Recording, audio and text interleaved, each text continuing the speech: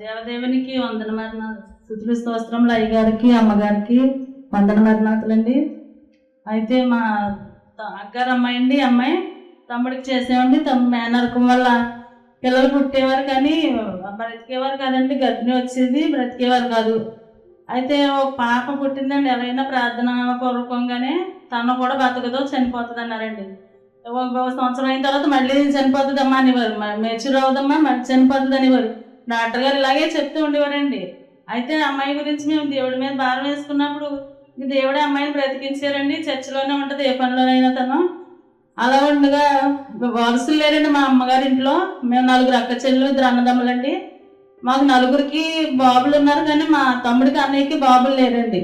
వారసులు లేకుండా అయిపోయింది ఇల్లు. అందరూ ఆడపిల్లలే. అన్నయ్యకి 2 చెప్పులు కాలు పిల్లలు పుట్టేశారు. దీనికేమో 15 సంవత్సరాలు అయిపోయింది. పాప పుట్టి పిల్లలు లేరు. ఒక బాబు ఉంటే దేవుడు ఇస్తే ఎంత బాగుందని చాలా కొత్త అందరికి ఇస్తున్నారు కదా దేవుడు, నువ్వు కూడా రామ్మని చెప్పేవాళ్ళమండి. అయితే అలా ఉండగా అయ్యగారు చెప్పినా సరే ఈ అమ్మాయిని రానిచ్చేవారు కదండి మా తమ్ముడు చర్చికి. అమ్మ అయితే 2018లో డిసెంబర్ నెలలో 1వ తారీఖున ప్రార్థన పెట్టుకుందండి. క్రిస్మస్ ప్రార్థన ఇచ్చారండి అయ్యగారు ఇంట్లో ప్రార్థన పెట్టి వాక్యం అయిపోయిన తర్వాత మళ్ళీ ఈ రోజుల్లోకి ఈ గృహంలో మగబిడ్డ పుడతాడమ్మా, దేవుడు ఇస్తున్నారు, నేను చెప్తున్నాను అనేసి చెప్పారండి. చెప్పినప్పుడు మాకు అందరికీ ఒళ్ళు జాగరించినట్టు అయిపోయిందండి. అది ఒక రకమైన దడొచ్చినట్టు అయిపోయిందండి. ఇదైతే 15 సంవత్సరాలు అయిపోయింది, అమ్మాయి మెచ్యూర్ అయిపోయింది. ఈ పాప ఇప్పుడు బాబు పుడతారని అయ్యగారు ఇలా చెప్తున్నారని మేము ఆశ్చర్యపోయినట్టు అలాగా ఒక క్షణం అలా ఉండిపోయామండి, ఇంకేం మాట్లాడకుండా. నిజంగా దేవుడు ఆ తర్వాత నెలనే ఈ అమ్మాయికి గర్భాలకు ఇచ్చారండి దేవుడు. ఇచ్చిన తర్వాత పెద్దాపురంలో లక్ష్మీ హాస్పిటల్కి తీసుకెళ్ళేవారండి. నేను కాకినాడలో ఉండేదాన్నండి. అయితే ఆ డాక్టర్ అమ్మగారు గర్భిణి వచ్చింది కానీ ఏమీ ఉండదో, తీసేయాలి అనేసి చెప్పేసి బెదిరించేసేవారటండి. అయితే ఒక పక్కన ఈ అమ్మాయికి వాంతులు, నొప్పి, ఉమ్ములు వచ్చే వికారం, ఇవన్నీ చాలా బాధలు పెట్టేసేవారండి. ఆ మందులు వాడుతున్నా సరే ఏమి సమాధానం ఉండేది కదండి.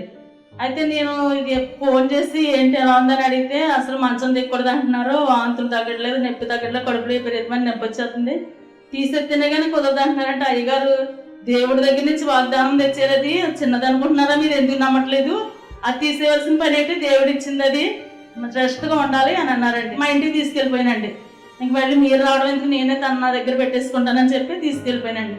తీసుకెళ్ళిపోయి రవిచంద్ర హాస్పిటల్లో తీసుకెళ్తే ఆ డాక్టర్ అమ్మగారు చాలా బాగుందమ్మా, ఏం పర్లేదు, పోతుందని ఎవరు చెప్పారు అనేసి అన్నారండి.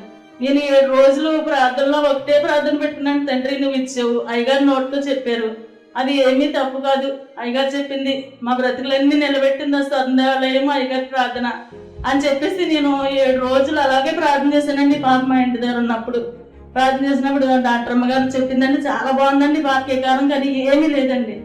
ఈ లోపల మా అమ్మగారు ఇది అవ్వడం, తర్వాత భర్తకి బాగాలేకపోవడం, అన్ని సమస్యలు, ఎన్నో సాధనలు వచ్చినప్పటికీ దేవుడు బాబునిచ్చారండి. ఆ గృహంలో అసలు వంశమే లేదని అన్నారండి అందరూ. పెద్దబాబు గారి ఇంట్లో వంశం లేదు అనుకుంటేవారండి. మేము అదే చింతించేవాళ్ళమండి. దేవుడు ఎవరి చింతలు కూడా ఉంచే దేవుడు కాదండి, ఆయన గొప్ప కార్యాలు చేశారండి. వంశం లేని మాకు వంశాన్ని ఇచ్చారండి బిడ్డని. అయ్యగారు ప్రార్థన వల్లే అంటే, అమ్మగారు ప్రార్థన వల్లే మాకు ఏది జరిగినా దేవుడు ఇచ్చిన సాక్ష్యం దీవించిన కాక.